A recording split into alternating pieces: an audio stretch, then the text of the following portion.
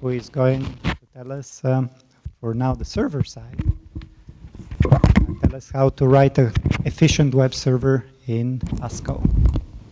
Can you hear me? Okay. Hello, I'm Kazuya Yamamoto, Internet Initiative Japan. So today, I would like to talk about developing high-performance HTTP2 server in Haskell. This is experience report. So let me start with what HTTP2 is. The current flagship version of HTTP is 1.1. And HTTP2 is a successor to provide a better user experience. And it keeps the same semantics to not change HTTP headers and to maintain backward compatibility to web applications. And it creates a completely new transport to provide better throughput and better response time.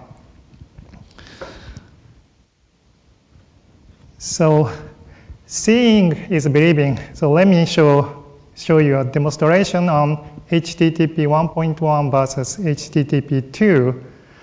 In this demonstration, 200 small images are downloaded by 200 GET requests. Okay, so this demonstration is provided by Cloudflare, and I use Google Chrome as browser. And I don't know what kind of server is actually used. And each picture consists of 200 small images. And if click button here, on left side, they are downloaded by HTTP 1.1. And the right side, they are downloaded by HTTP 2. So this is a video, so let's play that video. Okay, click, and the download started. HTTP 2 is faster. And now click again. Also HTTP 2 is faster. And again, okay, HTTP 2 is faster. So I hope you got interested in HTTP 2. Let's go back to slides. So why HTTP 1.1 is so slow? It is because it provides poor concurrency, it is synchronous protocol, and it has redundant header. I will explain this order. Issue 1, HTTP 1.1 provides poor concurrency. So if there is one TCP connection between browser and the server, what HTTP 1.1 can do is just host one job per connection at most. So there is one request or one response or nothing. This is not concurrent, actually. So as a workaround, major browsers makes multiple connections up to 6 or 8 per origin to increase concurrency. But for some services, this is not good enough yet. So such a services increase origins like this to increase concurrency. This is called domain sharding. And domain sharding results in distributed content. It makes content management harder. And issue 2, HTTP 1.1 is a synchronous protocol. So what server can do is receive a request and process it, then send a response back to browser. And what browser can do is receive a response, then send the next request. So it's really synchronous. So if response generation is stuck here, browser cannot send any requests even they are already ready. This is called head of line blocking. And issue 3, HTTP 1.1 has redundant headers. HTTP is stateless protocol, as you know. So to implement state, a large cookie value is sent every time. It is said the average size of request header is about 800 bytes. This wastes bandwidth, which is most important resource in browser-server communication. So to fix HTTP 1.1 issue, HTTP 2 was standardized in last year. It provides high concurrency, it is asynchronous protocol, and it has header compression mechanism. So high concurrency. HTTP 2 use only one TCP connection, and the request can be multiplexed up to 100 by default. Likewise, responses can be multiplexed up to 100 by default. So it is really high concurrency. And HTTP2 is asynchronous protocol. So server can send responses in any order. In this picture, the order of response 1 and response 3 is flipped. So this solves HTTP 1.1 head of line blocking. And the browser can associate the responses with the request by ID. In HTTP2 terminology, a set of requests and responses with the same ID is called HTTP stream. To wrap up, HTTP2 multiplexes HTTP2 streams on one TCP connection asynchronously. This is very important, so please remember. And HTTP2 also has a header compression mechanism to convert a redundant text header to a binary. For my experiment, it can reduce about 70%. Other HTTP2 features include flow control to not overflow receiver's buffer both in connection level and HTTP2 stream level, and priority to send important content first, and server push to send important content in advance.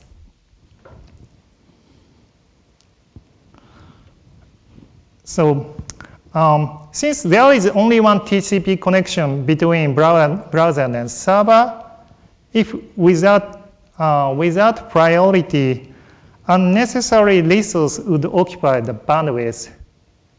In this example, image occupied the bandwidth, which is not important resource for rendering.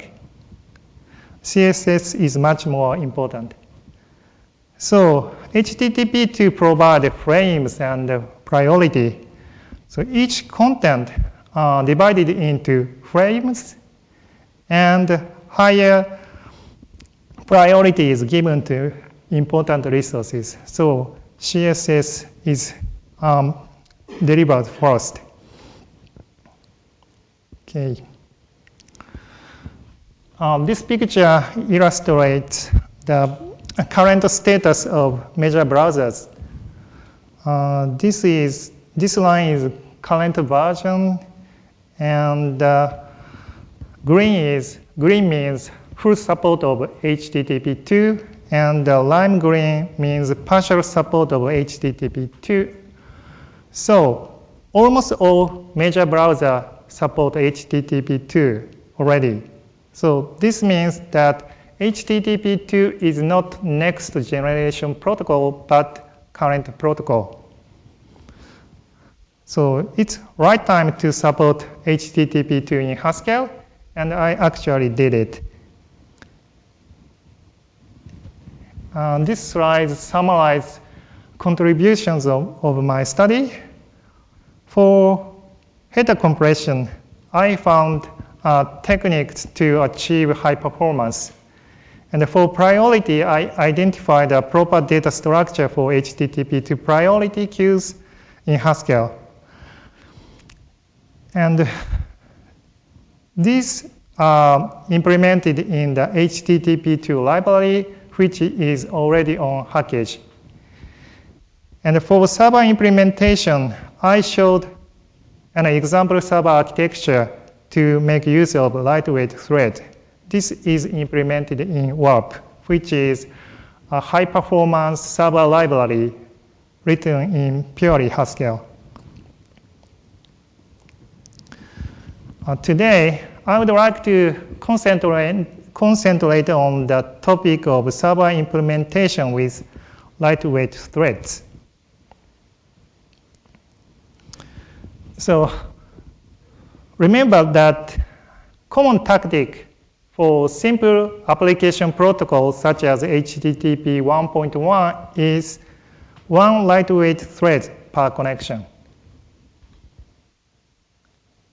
So with a lightweight thread, the implementation of server is very straightforward. It can be a loop. And in the loop, just receive a request and process a request and send a response. That's it. So such a simple implementation is possible because HTTP 1.1 is a synchronous protocol. But unfortunately, that tactic cannot apply to HTTP 2 because, remember, HTTP 2 multiplexes HTTP 2 streams on one TCP connection asynchronously, and each content is divided into multiple frames to implement priority. So, question is, how to use lightweight threads to implement HTTP2 server? So it is easy to hit up on that we need a sender thread because there is only one TCP connection, so we need to serialize frames on one TCP connection. And we need the output queue, and if we can use a proper HTTP2 priority queue, HTTP2 priority can be implemented. This slide describes briefly sender behavior in the case of file response. A sender thread dequeue response from output queue, and if it is small file, it fill in the sender buffer as much as possible, and if necessary, it send it to network and move to the next next response. And if the response is a big file, it fill the buffer and send it and enqueue the continuation for the rest of the file back to output queue. Okay. But unfortunately, window for our response is not always open. So sender spawn a temporary waiter instead of filling that buffer in that case, and waiter waits that window gets open. After that, waiter enqueue the response back to output queue again.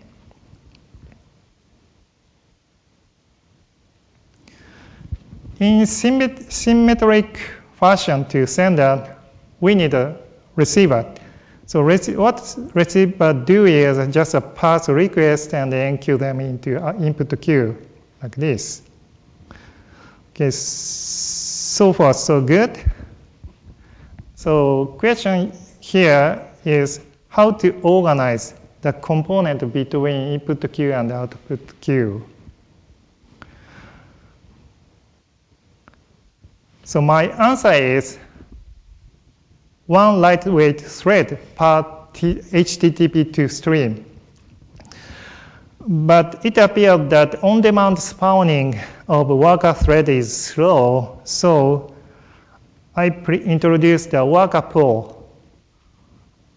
So worker pool is for prepare workers in advance, and after trials and errors, I choose 3 as the number of workers to avoid contention on input queue and output queue.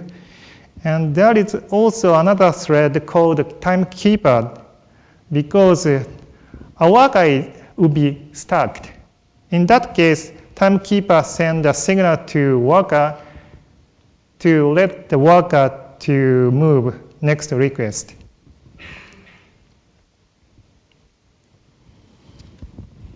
So far, I just explained file responses only. In the case of file responses, when web application returns a response value, its worker can process another HTTP2 stream. But there is another response type called streaming. In the case of streaming response, even after web application returns a response value, the web application remains and continues streaming. So the web application occupies its worker for a long time. So this results in lack of available workers. So we need a worker manager. In the case of streaming response, worker first asks worker manager to spawn another worker. And the worker manager does it. And the original worker handle streaming response. After streaming response finished, the original worker exits. So this is the final server architecture. There are 7 lightweight threads per TCP connection, excluding temporary waiters. So let's verify the performance of this architecture. This slide describes the benchmark environment of mine. I have 2 machines directly connected to 20 gigabytes Ethernet, and each machine has 20 cores without hyperthreading. And the target file is ngx index.html.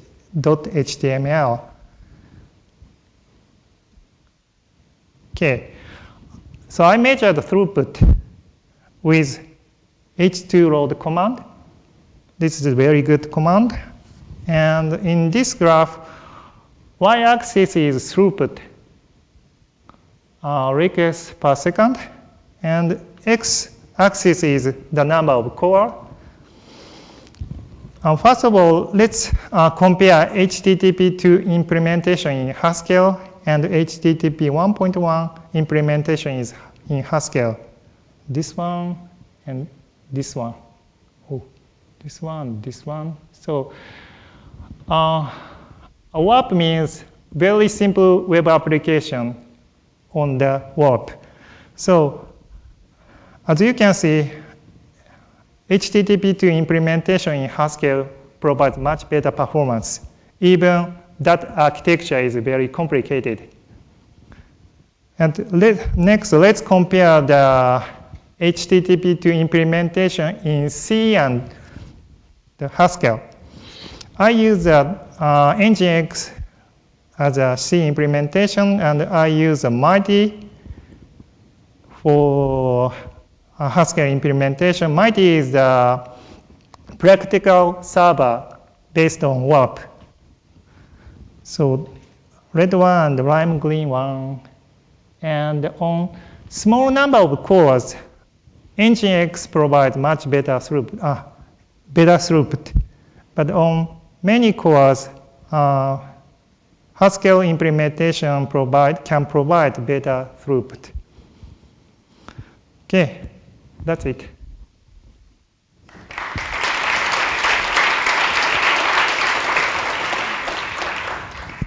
You have questions? Simon there first.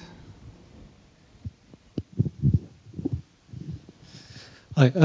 So I was a little surprised when you said that spawning threads was too slow and you had to build some complicated mechanism for keeping threads around. Did you look into why that was? Do you have any insight? What is the question? Do you understand why spawning threads was too slow? I don't know. Okay, I'll talk to you offline. Thanks. Okay. Over there in the back. Hi, Ryan Yates from University of Rochester. You said you had a data structure for your priority queue. Can you talk a little bit more about that? Priority search queue, PSQ. Yeah, I mean, is this a concurrent queue, and are you using like IO refs or what? What is the question? Is this a concurrent priority queue or just a regular single-threaded queue? I combine the PSQ with STM. It could be concurrent, but it's concurrent one. Yes. Okay, so a multiple thread NQ and DQ, the output queue, so it should be concurrent. Okay. Okay. Any more questions? Yeah, so you benchmark with just 600 bytes of index HTML, but you also talked about what you had to do to make this work for streaming stuff. I mean, did you benchmark that sort of thing? Actually, no. And so I need a feedback from users. So please use it. And if you feel that the implementation is very slow, please let me know. I would like to identify the reason. Okay, let's thank the speaker one more time.